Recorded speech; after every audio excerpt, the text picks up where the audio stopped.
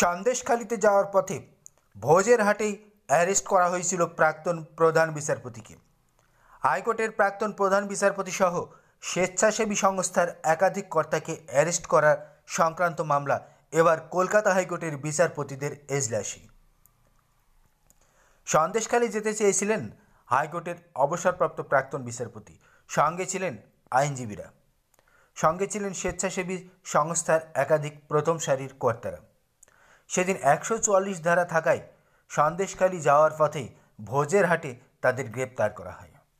কিন্তু 144 ধারা থাকা সত্ত্বেও রাজ্য সরকারের মন্ত্রী আমলারা দিব্যি সন্দেশখালি যাচ্ছেন, ঘুরে আসছেন, সাধারণ মানুষের সঙ্গে কথা বলছেন, সাধারণ মানুষের ক্ষোভ উপশমের চেষ্টা করছেন বলে দাবি।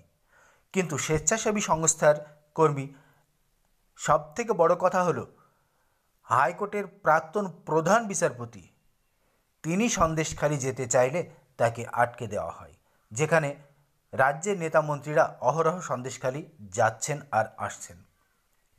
সেই মামলায় এবার ঐতিহাসিক নির্দেশ কলকাতা হাইকোর্টের বিচারপতির। সন্দেশখালি ইস্যুতে ক্রমশ চড়ছে পারদ। দুদিন আগেই সন্দেশখালি যাওয়ার পথে গ্রেপ্তার করা হয় নওশাদ সিদ্দিকীকেও। তার আগে গ্রেপ্তার করা হয়েছিল প্রাক্তন প্রধান বিচারপতি সহ ফ্যাক্ট ফাইন্ডিং টিমের 6 সদস্যকে। সেই টিমের নেতৃত্বও দিচ্ছিলেন প্রাক্তন প্রধান বিচারপতি নরসিমা রেড্ডি। সেই মামলায় এবার কলকাতা হাইকোর্টের বিচারপতি 144 ধারা সংক্রান্ত মামলা নিয়ে, এমনকি রাজ্য সরকার ওই অবসরপ্রাপ্ত বিচারপতি সহ 6 সদস্যের যে টিম, পুরো টিমকে গ্রেপ্তার করা সংক্রান্ত বিষয় নিয়ে কলকাতা হাইকোর্ট সরাসরি এবার মামলা করার নির্দেশ দিলেন। কার্যত বড়সড় চাপে পড়ল রাজ্য পুলিশ। মামলা করতে চেয়ে কলকাতা হাইকোর্টের দ্বারস্থ হয়েছিল খোদ স্বেচ্ছাসেবী সংস্থার আইনজীবীরা, আর তাতেই খেলা ঘুরে গেল 180 ডিগ্রি। সরাসরি মামলা করার অনুমতি দিলেন বিচারপতি। সন্দেশখালি সংক্রান্ত ইস্যুতে এবার বেজায় অস্বস্তিতে পড়তে চলেছে শাসক।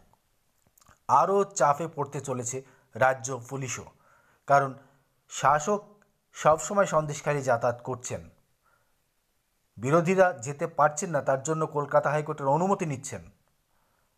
এবার স্বেচ্ছাসেবী সংস্থা, যার নেতৃত্বে প্রাক্তন প্রধান বিচারপতি তিনি নিজেই সন্দেশখালি যেতে চেয়েছিলেন, তবুও তাদের আটকে দেওয়া হয়েছিল। সেই মর্মে এবার কলকাতা হাইকোর্ট মামলা দায়ের করার নির্দেশ দিল স্বেচ্ছাসেবী সংস্থাকে।